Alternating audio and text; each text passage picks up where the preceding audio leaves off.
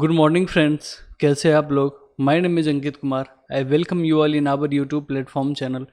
जैसा कि आप देख सकते हो, आज का जो आपको स्क्रीन पे दिख रहा होगा, आज हम बात करने वाले हैं इंडिया और नेपाल के रिलेशनशिप के बारे में। रिसेंटली हमने ये देखा कि नेपाल ने क्या किया है कि 100 रुपये का नया नोट जारी किया है, और इस 100 रुपये के नए नोट में इसने क्या किया है कि जो डिस्प्यूटेड एरिया है इंडिया और नेपाल के बीच का, देखो एक ट्राई जंक्शन बनता है और उस ट्राई जंक्शन का इसने फोटो डाल दिया यहाँ पे। अब चूंकि इसने नोट पे यहाँ पे ये इमेज यूज किया है, तो कहीं ना कहीं इसे ये दिखाने की कोशिश कर रहा है कि ये इसका सॉवरिन पार्ट है, और चूंकि इंडिया भी इसके ऊपर क्लेम करता है, तो कहीं ना कहीं हमारे लिए बहुत बड़ा कंसर्न का सवाल खड़ा हो गया। और रिसेंटली हमने ये देखा है कि चाइना के साथ जो है नेपाल की दोस्ती गहरी होती जा रही है, तो हमारे लिए भी बहुत बड़ा कंसर्न का सवाल हो गया है। ठीक है, अब एक बार हम इस डिस्प्यूटेड एरिया को जरा सा देख लेते हैं। देखो एक ट्राई जंक्शन बनाता है ये। अगर आप देखोगे तो वन साइड आपको इधर इंडिया दिखेगा, ये काली रिवर के साइड में, दूसरे साइड आपको यहाँ पे नेपाल दिखेगा। नेपाल जो है यहाँ बिहार और यूपी से बॉर्डर शेयर करता है, और ऊपर जो है आपको ये चाइना दिखेगा। और ये जो काला पानी वाला जो रीजन है ना, इस रीजन के ऊपर आप देखोगे तो चाइना बेसिकली क्या कर रहा है कि नेपाल को उकसा रहा है कि तू क्लेम कर। और नेपाल की क्या बोलता है कि ये जो काली रिवर आपको फ्लो होते हुए दिख रही है, तो नेपाल कहता है कि काली रिवर तक जो एरिया है ना वो उसका है, और इंडिया का कहना है कि नहीं, काली पानी वाला जो रीजन है वो हमारा उत्तराखंड का पार्ट है। तो कहीं ना कहीं ये बहुत बड़ा डिस्प्यूट यहाँ पे उभर गया है। और रिसेंट टाइम की अगर हम बात करें तो इंडिया की जो नेबर फर्स्ट की पॉलिसी थी वो कहीं ना कहीं आपको गड्ढे में जाते हुए दिख रही। क्यों? क्योंकि आप एक चीज़ समझो, अगर आप साउथ में देखोगे तो मालदीव्स के अंदर ऑलरेडी हमें बाइकआउट किया गया। म्यांमार के अंदर आप देखोगे तो वहाँ पे मिलिट्री रूल में आ गई है, मिलिट्री पावर में आ गई, वहाँ की सरकार ही खत्म हो गई। भूटान बेचारा छोटा सा देश है, उसको तो किसी से लेना देना नहीं है। अगर बांग्लादेश की बात करें यहाँ पे, तो बांग्लादेश न्यूट्रल स्टैंड रखता है। बांग्लादेश जो है हर एक कंट्री को सपोर्ट करता है। ठीक है, अगर हम वेस्ट में देखें तो देखो पाकिस्तान जो है, पाकिस्तान हमारा दुश्मन, इधर देखो ऊपर चाइना हमारा दुश्मन। अब नेपाल है, चूंकि नेपाल भी चाइना प्रो बनता जा रहा है, तो कहीं ना कहीं हमारे लिए बहुत बड़ा कंसर्न का सवाल है कि हिमालयन स्टेट है जिसको हम खो देंगे। इधर देखो अफगानिस्तान में तालिबान आ गया, और चूंकि हम कहीं ना कहीं हम ये देखता है कि हम इजराइल को सपोर्ट कर रहे हैं, इसलिए ईरान भी हमसे खपा होता जा रहा है। तो ओवरऑल अगर हम इंडिया का एक ये मैप अगर आप देखो, श्रीलंका में भी देखो तो प्रो चाइनीज ये हो गया, हम्बनटोटा को लीज पे दे दिए। तो और ये कंबोडिया वाला जो रीजन आपको दिख रहा है, तो कंबोडिया वाले रीजन में चाइना ने पावर प्लांट लगा दिया है। तो इंडिया कहीं ना कहीं अगर देखो तो चारों तरफ से चाइना से घिर गया है। जो स्ट्रिंग ऑफ पर्ल्स का थ्योरी है चाइना का, जिसके थ्रू वो पूरा का पूरा एक बिल्कुल ऐसे देख रहे हो, ये बिल्कुल एक नेक जैसा या नेक बैंड जैसा बना रहा है पोर्शन। इंडिया को उसने कहीं ना कहीं चारों तरफ से घेर लिया है, अगर आप देखो यहाँ समझो तो। अब रिसेंटली क्या हुआ तो उसको हम एक बार देख लेते हैं। रिसेंटली हमने ये देखा कि चाइना बहुत ज़्यादा उसको चढ़ा रहा है नेपाल को अपने सर पे, और नेपाल को कंटिन्यूसली देखो, नेपाल एक पपेट बन के रह जाएगा अगर नेपाल ऐसे ही करता रहा। तो अभी हुआ ये कि न्यू करेंसी नोट जो नेपाल ने 100 रुपीज़ का जो करेंसी नेपालीज करेंसी निकाला, उसके ऊपर उसने इंडियन टेरिटरी का जो मैप लगा दिया। अब चूंकि इंडियन टेरिटरी का मैप लगा दिया, तो कहीं ना कहीं ये देखो ये बहुत बड़ा कंसर्न का सवाल हो गया कि आप इंडियन टेरिटरी का मैप कैसे लगा सकते हो। उसने काला पानी रीजन का मैप लगा दिया यहाँ पे।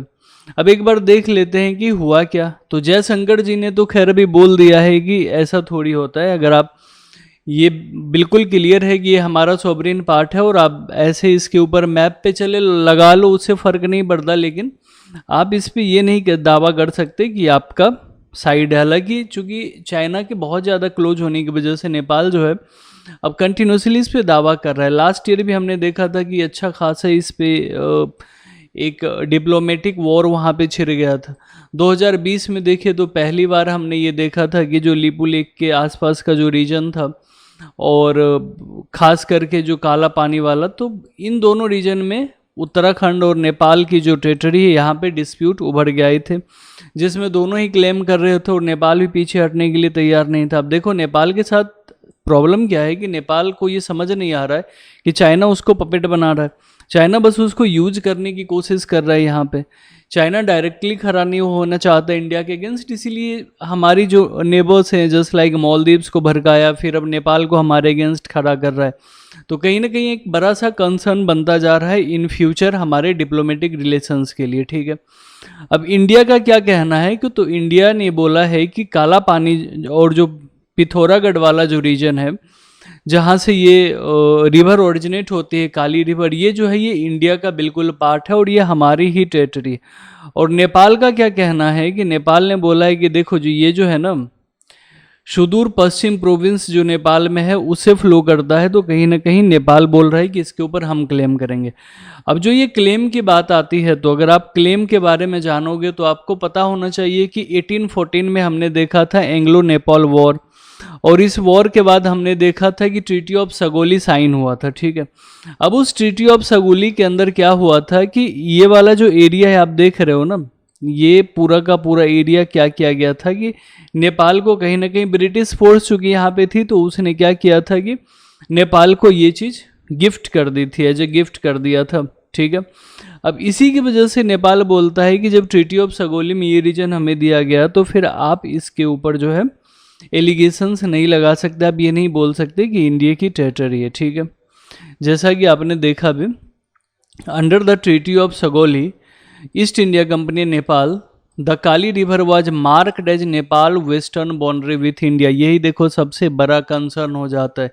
इसी ट्रीटी ऑफ सगोली का बहाना देख के नेपाल बार बार ये बोलता है कि जो काली रिवर है वहीं से हमारी बाउंड्री स्टार्ट हो जाती है। हालांकि इंडिया ने अभी तक इसको एक्सेप्ट नहीं किया और आगे भी नहीं करेगा, क्योंकि नेपाल के साथ हमारे बहुत अच्छे रिलेशन है, इसीलिए हम नहीं चाहेंगे कि हमारा रिलेशन बिगड़े। और स्पेशली अगर हम देखें तो देखो हिमालयन स्टेट जितने भी है उसमें से सबसे अच्छा रिलेशन हमारा नेपाल का साथ ही हमेशा रहा है। तो अगर हमारे हाथ से नेपाल जाता है तो कहीं ना कहीं हिमालयन रीजन को भी आप इनडायरेक्टली कहो तो आप खो दोगे वहाँ पे, ठीक है। 2020 में भी देखा था लिपू लेक के ऊपर ये टेंशन छिड़ा था। अब देखो यहाँ पे इंडिया के लिए इम्पोर्टेंट क्यों हो जाता है, तो कैलाश मानसरोवर का आपने नाम सुना होगा। तो जो कैलाश मानसरोवर जो हमारा पिलग्रिमेज है वहाँ जाने के लिए जो इकलौता रास्ता है वो लिपू लेक से ही पास होता है, और ये जो है ये सबसे शॉर्टेस्ट रास्ता है। दूसरा रास्ता अगर हम लेंगे तो बहुत लॉन्ग रास्ता पड़ेगा, तो इसीलिए इंडिया इस चीज़ को छोड़ नहीं सकता। और कहीं ना कहीं नेपाल भी चाइना के इन्फ्लुएंस में आके अब अड़ गया है इस चीज़ को। तो अब आगे देखिए आगे इस पर क्या होगा। और रिसेंटली तो हमने देखा है कि 100 रुपीज़ के नोट के ऊपर ये सारा का सारा जो बखेरा जो भी खड़ा हुआ ये पूरा का पूरा भी 100 रुपीज़ के नोट के ऊपर ही खड़ा हुआ था।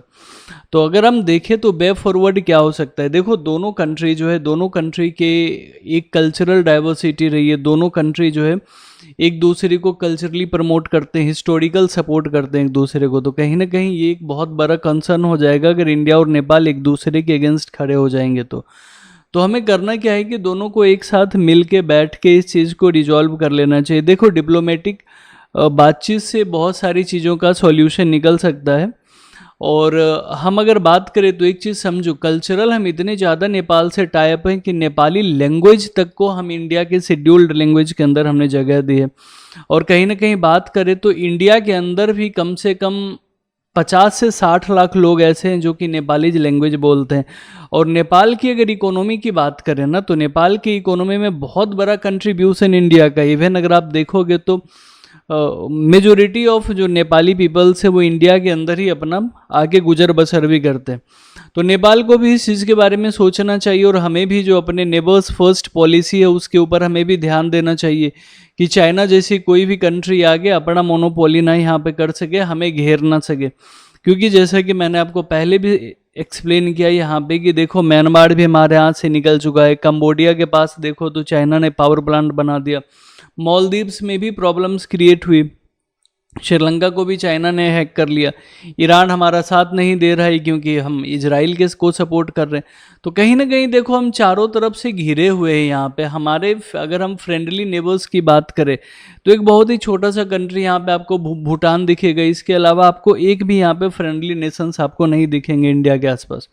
तो कहीं ना कहीं हमारे लिए बहुत बड़ा कंसर्न का सवाल खड़ा हो रहा है और हमें इस चीज़ पे ध्यान देना होगा। तो आपकी क्या राय है कि क्या हमारा जो नेबर फर्स्ट पॉलिसी है वो फेल होता दिख रहा है? ये चाइना जो है वो कंटिन्यूसली इंडिया को बार बार चारों तरफ से घेरने की कोशिश कर रहा है, क्या इंडियन बॉर्डर वॉर्स में चाइना से हारता जा रहा है? तो जो भी आपके राय हैं आप हमें कमेंट बॉक्स में ज़रूर दीजिएगा। तो मिलते हैं अगले सेशन में, तब तक के लिए थैंक यू सो मच।